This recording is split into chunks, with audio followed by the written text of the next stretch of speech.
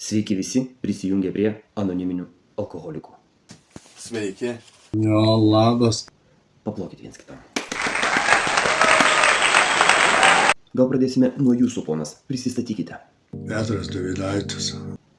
Galite pradėti pasakot.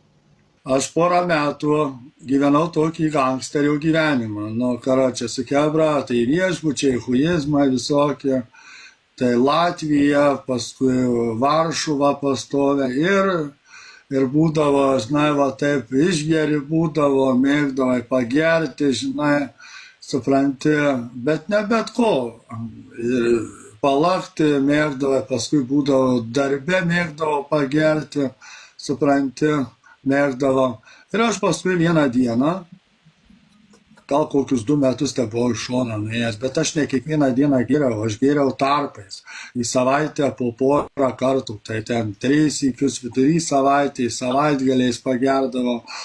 Jau bet iki komus davarydavo, iki komus. Atsikeliu ir jeigu jau reikia pagirių paimti, tai dar paimdavo ir toliau važiuoju.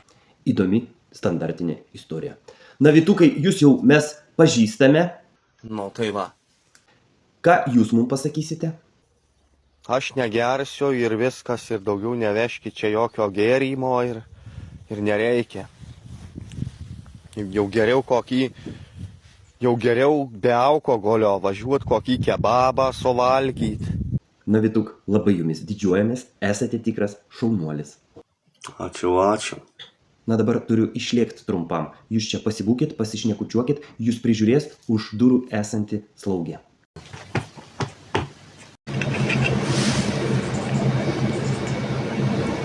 Petrai, Man grėsia labai didžiuliai problema. kaip skaniai kvepia.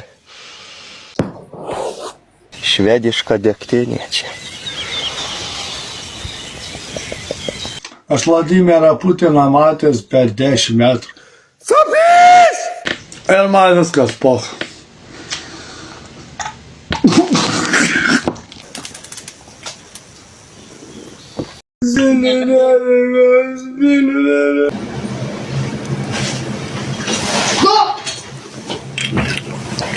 Pastatyk, prašom. Ar taip galima? Ką? Ar taip galima daryti? Tai jūs vyras. Gerkit myžalus.